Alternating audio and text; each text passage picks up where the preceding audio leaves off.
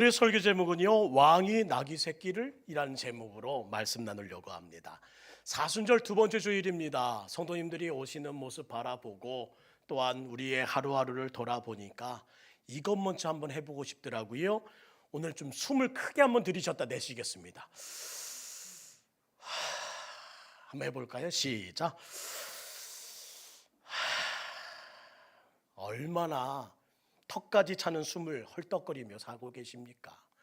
뉴스를 아무리 봐도 곳곳에서는 이제 서로의 목소리만 언성만 높아지는 일들과 청년들은 결혼하지 않고 아이를 낳지 못해서 문제가 많다는 지적들과 또한 얼마 전에는요, 어젠가요, 넷플릭스에서는 이단 종교를 가지고 드라마를 만들었는데 이것들이 큰 파장을 일으켜 지금 모든 사람들이 경악하고 있고 또한 혹시나 그것을 교회로 오해할까 걱정도 많이 되는 상황입니다. 우리 모든 성도님들 힘들지만 숨 한번 크게 들이쉬면서 끝까지 하나님의 사명 감당하고 지킬 자리들 잘 지켜주시며 빠르게보다는 바르게 걸어가는 우리 모든 성도 되어주시기를 주의 이름으로 부탁드립니다. 나라를 위해 기도할 때입니다. 그래서 지난 주일부터 나라를 위해서 기도하기 위해서 태극기를 세웠습니다. 주여 승리의 깃발 흔들게 하여 주옵소서.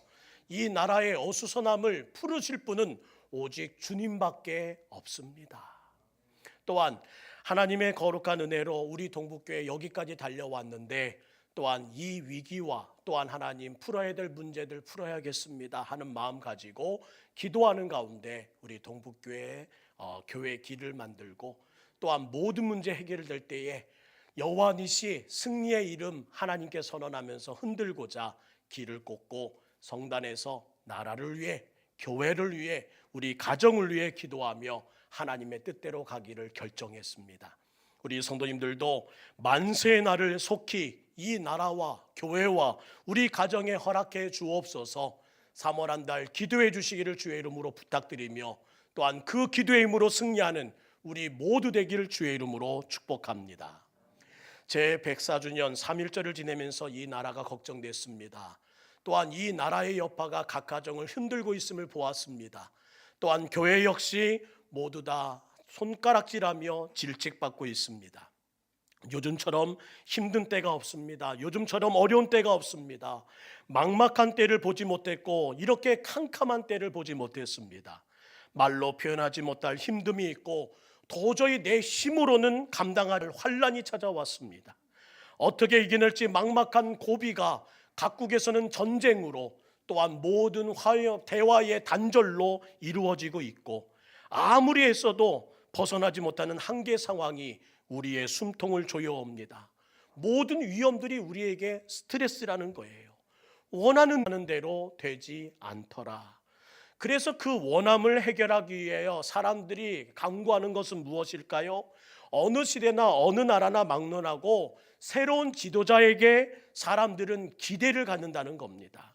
미래를 향한 새로운 희망을 사람에게 찾으려고 사람들에게 그 모든 것을 요구하고 있더라는 거예요.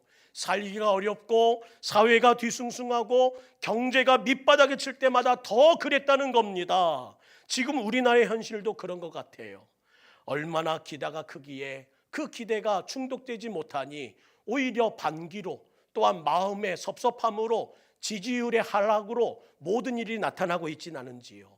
그런데요, 지금까지 이런 역사가 우리에게 준 냉정한 교훈이 있습니다.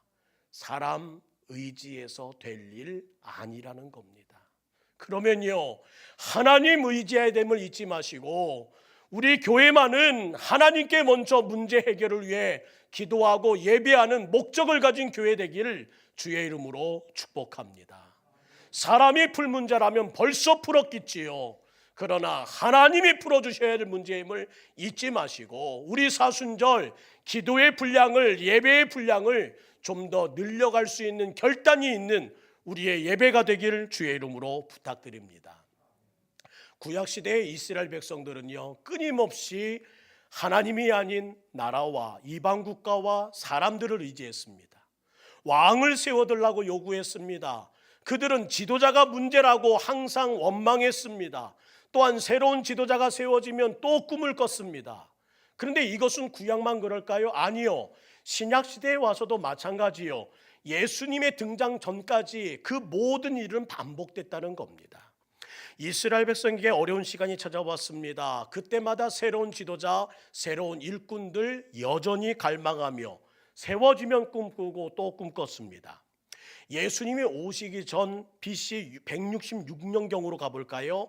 헬라의 통치자였던 안티오쿠스 4세 에피파네스가 하는 시간들을 보내게 돼요. 이 율법책을 불살라버립니다. 모든 성도들이 보는 앞에서요. 이 율법책을 덮은 채 금기하기 시작합니다. 말씀 지키지 말아라. 그뿐만 아닙니다. 예루살렘 성전이라는 그 귀한 장소에 자신들의 우상을 세워 하나님을 향한 신앙을 흔들기 시작합니다. 또한 모든 성전 안에는 작은 방들이 빙 둘러 기도할 수 있도록 예배할 수 있도록 만들었던 그 중서를 매춘의 굴로 타락시켜 버립니다. 제의적으로 헬라화시키려는 종교 정책을 펼쳤다는 거예요. 이 위기의 때를 갈망하던 새로운 지도자가 등장했습니다. 그가 바로 마카비라는 장군입니다. 마카비는 혁명을 일으킵니다. 침략자들을 내어 쫓고요, 성전을 보수하고요, 성전을 봉헌합니다. 수많은 이들은 이 전쟁에서 이기고 말을 타고 또한 위풍당당하게 예루살렘으로 행진하고 있는 마카비 장군을 바라보면서 이렇게 생각했습니다. 저 사람이 바로 메시아였구나. 저 사람이 이스라엘의 왕으로 하나님이 보내주셨구나. 그들은 일제히 소리 외쳤습니다. 호산나, 호산나, 우리를 구원하소서.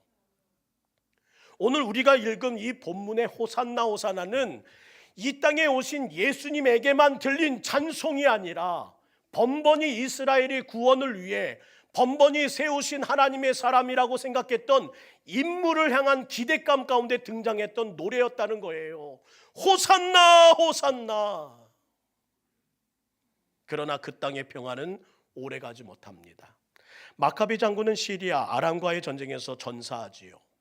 무수한 지도자가 있었지만 그들의 기대에 지켜보던 모두는 실망과 허탈감에 빠집니다. 그럼에도 사람 의지하지 말고 하나님이 풀어주셔야지 하는 교훈을 가져야 할 그때마다 또 그들은 사람을 의지하고 또 새로운 지도자를 의지하고 이 문제를 풀어줄 인물을 기다렸다는 겁니다. 사랑하는 성도 여러분, 하나님의 거룩한 은혜 안에 간절히 원하고 부탁드리는 것은 사람을 통해 풀 수 있다는 착각을 버리시길 바랍니다. 하나님이 도와주셔야 합니다. 예수님이 풀어주셔야 합니다. 해결할 수 있는 방법은 십자가와 주님을 향한 무릎 꿇음에밖에 없음을 잊지 마시고 속히 하나님을 향한 엎드림으로 하나님의 거룩한 뜻을 만들어가는 우리 모두 될 수 있기를 간절히 소망합니다. 100여 년이 지났습니다. BC 63년경에 이제 헬라 시대는 지나가고 로마가 득세하게 되었어요.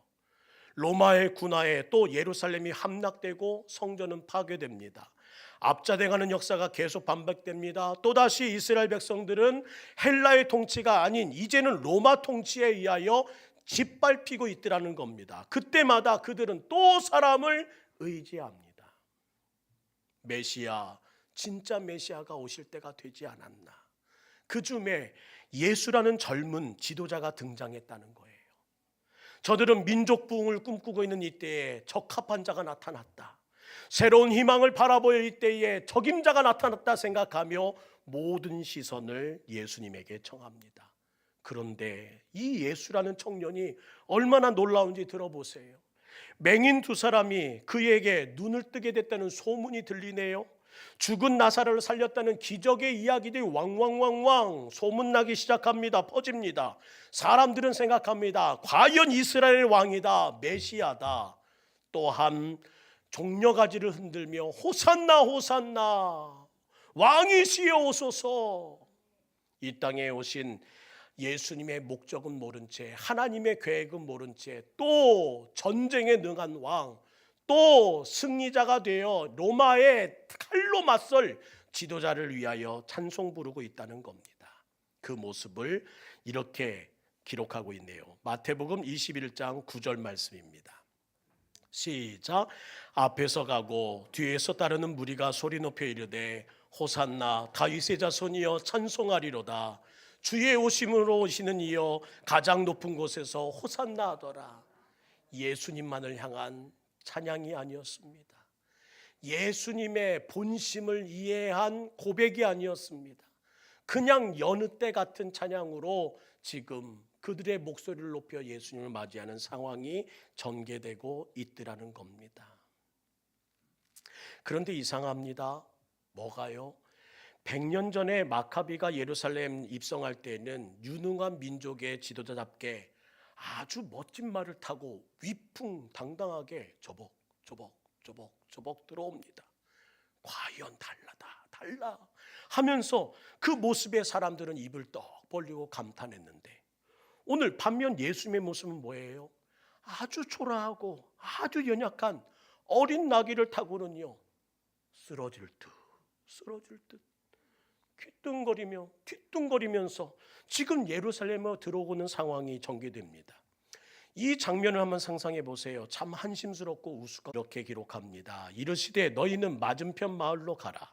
그리하면 곧 매인 나귀와 나귀 새끼가 함께 있는 것을 보리니 풀어 내게로 끌고 오라. 선택의 여지가 없던 것은 아닙니다. 분명 어느 곳이든지 건장한 말은 매어 있었습니다. 그럼에도 불구하고 초라하고 연약한 나귀 새끼를 선택했다. 왜 예수님이 이런 결정을 내리셨을까? 그 이유를 이렇게 기록하네요. 4절과 5절 말씀 우리 한 목소리 읽겠습니다. 4절 5절 시작. 하신 말씀을 이루려 하심이라. 일러스되 시온 딸에게 이르기를 내 왕이 내게 임하나니 그는 겸손하여 나귀 곧 멍에 매는 짐승의 새끼를 탔도다 하라 하였느니라. 예수님은 스가랴 9장 9절 말씀을 인용하십니다. 선지자 스가랴의 예언을 이루기 위해 나는 의도적으로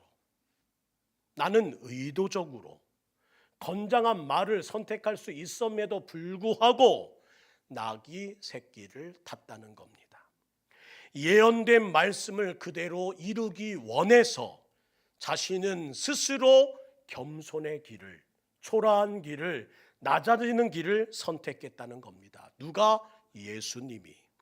우리 예수님은 기록된 말씀을 그대로 행하길 원하셨다는 거예요. 사랑하는 성도 여러분, 죽음을 앞둔 예수님은 살기를 원하셨습니다. 그래서 겟세마네 기도에서 생명을 걸고 주님 앞에 기도하지 않으셨나요? 아버지요, 만일 할만하시거든 이 잔을 내게서 지나가게 하시면 안 되겠습니까? 그 모든 상황에 이 죽음의 잔을 받아야 할지 아니면 아버지의 기록된 말씀대로 가야 할지 그 갈림길에서 마음을 다하여 기도했던 우리 예수님의 기도가 겟세마네에 고여 있습니다. 그러나 예수님은 기도로 결정하셨다는 거예요. 나는 기록된 말씀대로 살아가리라. 나는 하나님이 주신 말씀대로 걸어가리라. 그리고는 앞만 보고 십자가의 길을 걸어가시는 예수님의 모습이 예루살렘 입성에서부터 시작되고 있습니다. 십자가에 달리시며 영원히 떠나가는 그 순간 이렇게 말씀하시잖아요.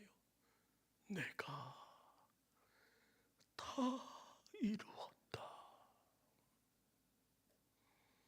기록된 말씀처럼 주여 내가 다 이루었습니다. 구약에 기록된 메시아에 관한 모든 말씀을 이루셨고 구원 사역의 완성을 이루신 예수님께서 하신 말, 하나님 아버지 기록된 말씀대로 내가 다 살아냈습니다라는 마지막 한 말씀이었다는 거예요. 평생대로 기록된 말씀대로 순종하셨던 우리 예수님, 다른 사람의 시선은 중요하지 않았습니다. 이스라엘 왕이라면, 메시아라면 멋진 모습으로 들어오는 것을 누가 꿈꾸지 않았을까요? 사람들의 기대를 알고 사람들의 원함을 아는데 왜 그 모든 모습에 합당한 모습을 보이고 싶지 않았을까요? 이 나귀 새끼를 타여 쓰러질 듯 퀴뚫어가는 이 길을 예수님은 선택했냐는 말입니다. 모든 것을 예언대로, 모든 것을 말씀대로 살아가기 위한 시작이었다는 거예요. 예루살렘 입성한 것도 6월절 시간에 하나님이 계획하신 그때를 맞추기 위하여 들어갔었고, 언제 죽어야 할지, 어디서 죽어야 할지, 어떻게 죽어야 할지도 다대로 이루기 위해서 예수님은 하나님의 뜻대로 살아가기 위한 그 시작이 바로 나귀 새끼를 타는 일에서부터 시작되었다는 겁니다. 이미 하나님은 예언하셨거든요. 스가랴 9장 9절 말씀 볼까요? 우리 스가랴 9장 9절 함께 했습니다. 시작. 시온에 따라 크게 기뻐할지어다. 예루살렘에 따라 즐거이 부를지어다. 보라, 내 왕이 내게 임하시나니 그는 공의로우시며 구원을 베푸시며 겸손하여 나귀를 타시나니 나귀의 작은 것 곧 하나님이 말씀하신 대로, 하나님이 예언하신 대로 주님의 뜻대로 살아가기 위하여 예수님은 왕이었건만 나귀 새끼를 선택하실 수밖에 없었다는 겁니다. 왜? 말씀이니까. 지켜야 되니까. 그 말씀을 지켜야 할 사명이 있으니까. 사랑하는 성도 여러분, 오늘날 한국교회가 왜 조롱받고 왜 비판받고 능력이 잘 나타나지 않는지 아십니까? 말씀대로 살지 않기 때문입니다.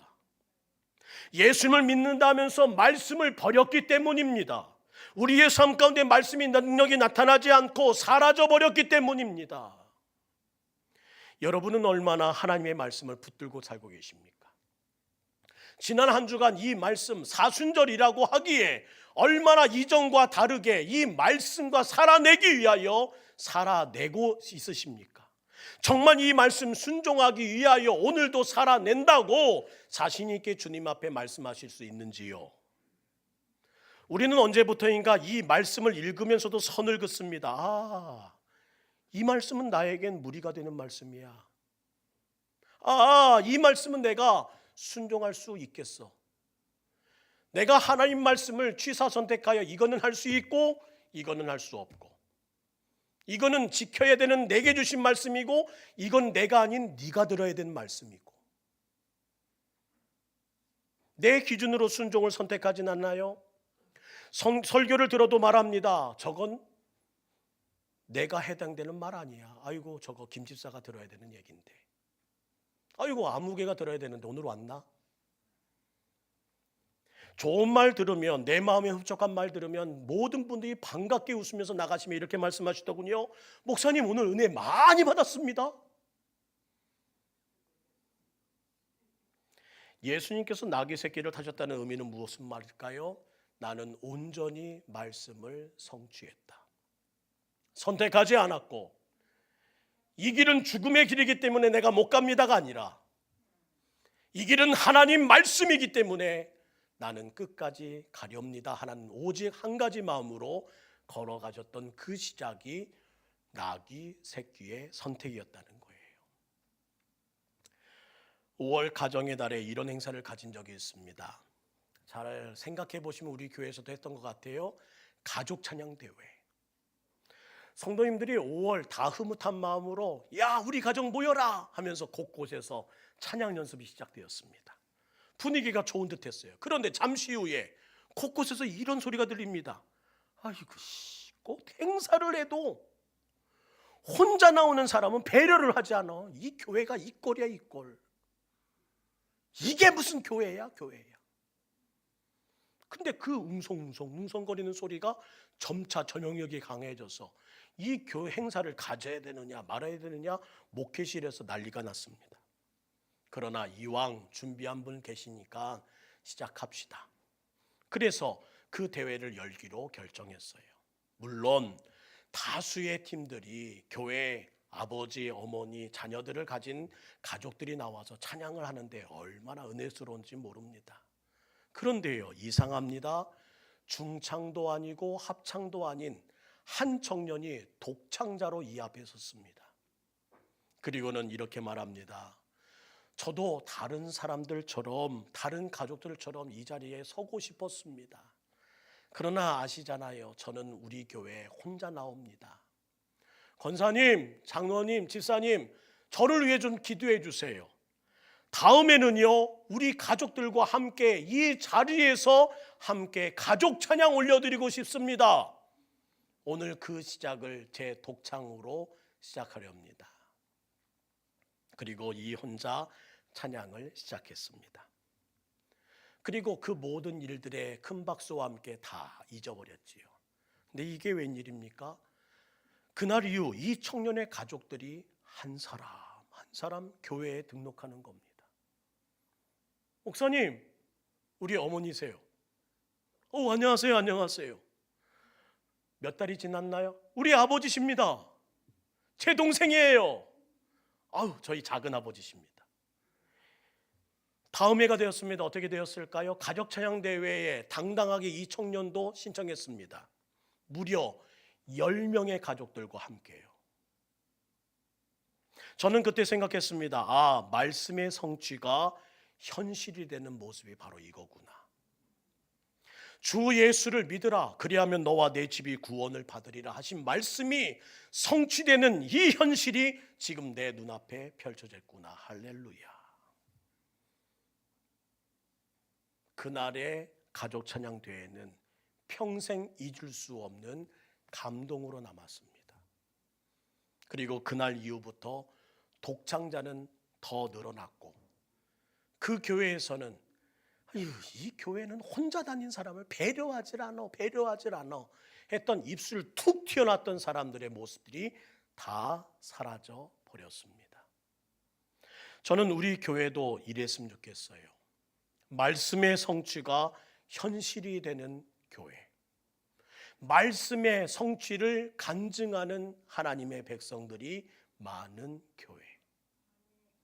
나는 말씀대로 예수님처럼 따라갔더니 주님께서 되게 하시네요. 저는 이 고백이 하나님으로부터 있기를 주의 이름으로 축복합니다. 예수님처럼 하루의 시작을 새벽 기도로, 예수님처럼 한 주의 시작을 주일 성수로, 재정 지출의 시작을 11조로, 그 삶에 왜 간증이 없겠어요? 문제는 언제부턴가 이 모든 말씀 한 절 한 절에 대한 선택과 그 모든 결정이 내 손에서 좌지우지되고 있더라는 겁니다. 이거는 바빠서 안 돼, 이것은 힘들어서 안 돼, 이건 내 형편에 안 맞아서 안 돼, 이거는 다음으로 패스. 사랑하는 성도 여러분, 나귀 새끼를 타고 오시는 왕을 바라보며 오늘 우리는 이렇게 알아야 합니다. 예수님은 말씀을 성취하기 위하여 저 나귀를 타고 오시는구나. 그렇다면 이 마음을 어디서 갖게 되었을까요? 예수님은 늘 하나님 앞에서 마주했기 때문이었습니다. 잘 아는 이야기입니다. 50이 넘은 백범 김구 선생님이 하루는 선생님을 불렀대요. 그리고 어머니 앞에 달려온 아들에게 엄마는 이렇게 말합니다. 종아리 걷어. 그리고 회초리를 때리셨답니다. 종아리를 맞는 순간 백범 김구 선생님은 우셨대요. 왜요? 아파서가 아니라 어머니의 회초리가 너무 약해서요. 회초리를 통해 어머니를 비로소 보게 되었다는 겁니다. 백범 선생님이 자주 인용하신 말씀이었지요. 눈밭을 함부로 걷지 마라. 뒤에 오는 사람의 이정표가 되리니. 사랑하는 성도 여러분, 이 길 끝까지 하나님 앞에서 잘 가야지. 이것이 예수님의 마음이었다는 겁니다. 나귀 새끼를 타고 시작하시는 그 걸음에서도 예수님의 마음은 하나였습니다. 끝까지 하나님 앞에서 잘 가야지. 오늘 이 예배를 통해 겸손의 것을 다시 한번 정의할까요? 겸손은 고개를 숙이는 것이 아니라 하나님 앞에서 마주하는 것이 겸손입니다. 다시요. 하나님 앞에서 주님을 마주하는 것이 겸손입니다. 왜요? 하나님 마주하여 제대로 서 있으면 예수님의 본체, 하나님의 본체를 보고 저절로 고개가 숙여진다는 거예요. 그게 바로 겸손이요. 인위적으로 고개를 숙이고 땅을 본다고 해서 겸손해지는 것이 아니라 하나님을 만나야 겸손해진다. 그는 왜 교만할까요? 왜 저 사람은 저토록 꺾이지 않게 교만함을 노래하고 있을까요? 하나님 만나지 못해서. 저는 다시 한번 주님의 은혜 안에서 엎드리기를 소망하고 고개 숙이기를 원합니다. 그 일은 먼저 이 사순절기에 주님을 마주해야 되고 예수님의 십자가를 앞에 두고 있으면서 그 본체를, 그 목적을, 그 의미를 비로소 알 때 나도 모르게 고개가 숙여지는 겸손한 사람 된다는 거예요. 예수님은 하나님 앞에 그 뜻을 발견하고 고개를 숙였습니다.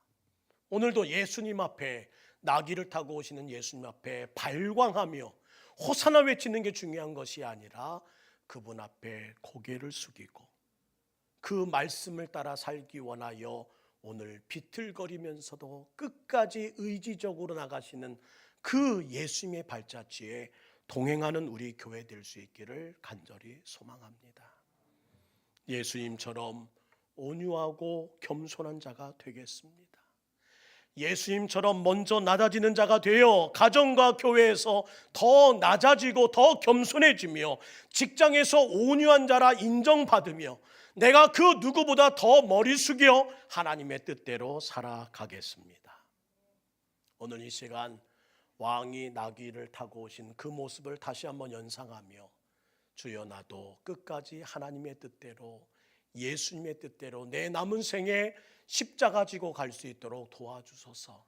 기도하는 우리 모두 되기를 간절히 소망합니다.